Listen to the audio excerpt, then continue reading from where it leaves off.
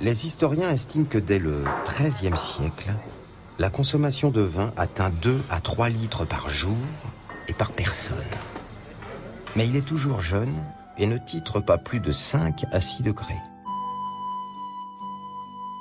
Les grands crus sont encore rares. Les vins les plus appréciés viennent d'Auxerre ou de la région de Bordeaux. On préfère les pinots au gamay, mais l'important quand on choisit son vin, au Moyen-Âge, c'est de savoir comment il est pressé. Comme on peut le voir sur cette tapisserie du Musée national du Moyen-Âge, effectivement, il y a 2 manières assez distinctes, en fait, de produire le vin. Il y a le fait de simplement le fouler au pied, ça produit un vin qui est considéré comme le meilleur, le vin de Mergoutte. Et puis il y a le fait de le presser, qui produit, alors là, un vin sans doute de moindre qualité, parce que la rafle est restée à l'intérieur, un vin qui est plus teinté, un vin plus épais et plus foncé, pour des classes inférieures de la société. Donc vous voyez, rien que dans la production du vin, déjà, il y a une différence. Pour faire une bonne soupe, il faut tout d'abord du pain. C'est l'affaire des boulangères. Elles sont plutôt courtisées et ce sont de bonnes commères qui ont su inventer ces dictons dont nous nous servons toujours. Gagner son pain, long comme un jour sans pain. Ôter le pain de la bouche.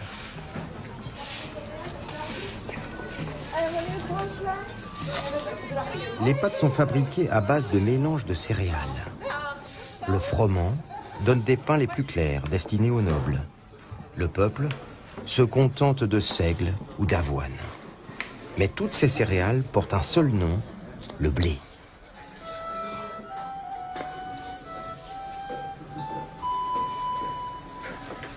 En toute saison, ce bout de pain plus ou moins dur est déposé en premier au fond de l'écuelle. C'est ce pain qu'on appelle la soupe. Ensuite, on verse le potage qui sera ainsi plus épais et plus nourrissant. On passe à table vers 17 h. On mange tôt au Moyen-Âge pour profiter du jour. Pour les gueux, il n'est pas question de faire la fine bouche devant ce plat unique, éternellement réchauffé, qui leur a déjà fait leur déjeuner du matin. Seule la couleur change en fonction des saisons. En automne et en hiver, brune, faite de pois ou de fèves. Blanche au printemps, puisqu'on y met des oignons, des orties, et d'un beau vert en été, parce qu'elle est riche en légumes.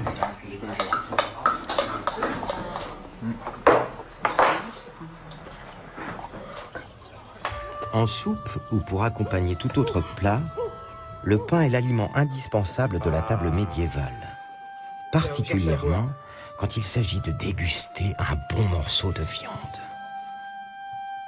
Parce que le pain devient alors un tranchoir. Coupé en 2, il devient assiette.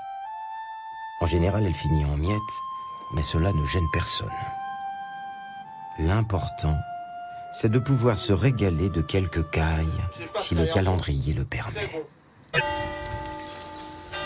Que l'on soit chez les riches ou chez les pauvres, les périodes de jours maigres, imposées par la toute-puissante Église catholique, sont en effet très strictement observés. Ces jours maigres où l'on ne peut pas manger de viande représentent environ un tiers des jours de l'année. On arrive à un nombre de jours vraiment énorme, 140, 150, voire 160 jours par an. Mais il n'y a pas de règle générale, parce qu'au Moyen-Âge, les églises suivent aussi des obligations locales. Mais grosso modo, on peut dire qu'au moins un tiers des jours de l'année sont des jours de carême ou d'abstinence. Pour passer outre, l'Église distribue avec parcimonie des dispenses aux femmes enceintes, aux enfants parfois, aux malades et aussi à ses propres serviteurs.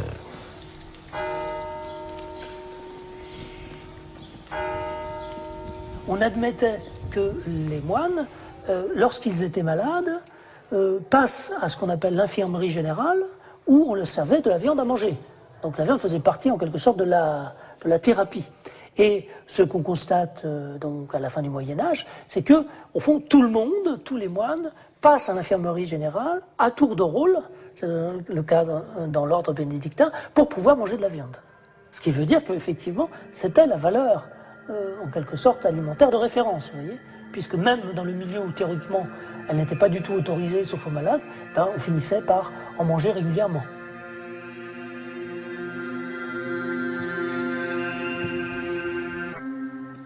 Le régime alimentaire approchait 4 à 5 000 calories par jour, soit le double du minimum vital, et largement plus que ce dont se contentait le commun des mortels.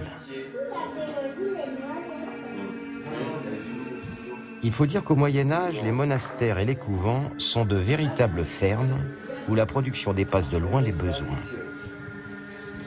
Les laïcs, à commencer par les pèlerins, profitent de cette abondance, ce qui renforce évidemment le prestige des moines. L'ordinaire et les productions des monastères sont très variées. Légumes, fruits, bière au nord, vin au sud, et bien sûr fromage. Contrairement aux idées reçues, nos aïeux avaient un souci permanent d'équilibre. Ripailler, festoyer, oui, mais jamais dans l'excès. On mourait jeune à l'époque, vers 40 ans en moyenne pour les hommes. Pour espérer aller jusque-là ou au-delà, hygiène de vie et diététique faisaient bien mieux que cierge à l'église. L'idée est très répandue que l'alimentation, c'est un moyen non seulement d'assurer la conservation de la santé, donc elle a une vertu en quelque sorte préventive, celle d'éviter les maladies, c'est aussi quelque chose que nous pensons aujourd'hui, bien sûr, mais qu'elle a aussi une vertu curative, c'est-à-dire qu'une alimentation appropriée peut permettre de combattre telle ou telle maladie. Ça, c'est quand même quelque chose d'assez fort, hein, qui donne à l'alimentation une importance dans l'arsenal médical qu'elle n'a peut-être plus tout à fait aujourd'hui. De fait, au Moyen-Âge, tout aliment est aussi un médicament. Les herbes, les épices, les légumes, les viandes sont considérés avec autant de sérieux que nos traitements pharmaceutiques contemporains. Selon une théorie héritée de la médecine grecque de l'Antiquité, reprise par les médecins arabes, toutes les maladies sont dues à un déséquilibre des humeurs du corps qu'il est possible de corriger en utilisant à bon escient des aliments ayant comme nature essentielle le chaud, le froid, le sec ou l'humide. Les fiévreux, ceux qui avaient des fièvres, dans ces siècles-là, dans les régions méditerranéennes, il y avait beaucoup de malaria. Donc la fièvre était quelque chose d'assez courant, d'assez répandu. On prétendait la combattre avec, par exemple, un régime de salade, parce que les salades étaient très froides. Alors La recherche de l'équilibre alimentaire dans le monde médiéval ne se limite pas seulement à des règles diététiques. Pour se bien porter, on recherche aussi des produits sains et frais. En matière d'hygiène, les mesures sont déjà draconiennes. Contrairement aux idées reçues, on s'imagine souvent que les gens au Moyen-Âge mangeaient de la viande avariée, qu'on ajoutait des épices pour masquer ce goût de viande avariée. On vendait la viande très fraîche. Ça, c'est une certitude. On a retrouvé tous les règlements de boucherie dans toutes les villes occidentales ou méditerranéennes. Et ces règlements sont absolument formels sur les délais de vente de la viande. L'apport des fastes de l'Orient ne se limite pas seulement aux épices. Canne à sucre, bananes, riz et de nombreuses techniques culinaires comme la pâte feuilletée ou les fruits confits arrivent en Europe grâce au savoir-faire arabe. La passion pour les épices atteint son apogée au moment de la guerre de 100 ans, opposant la couronne d'Angleterre à celle de France.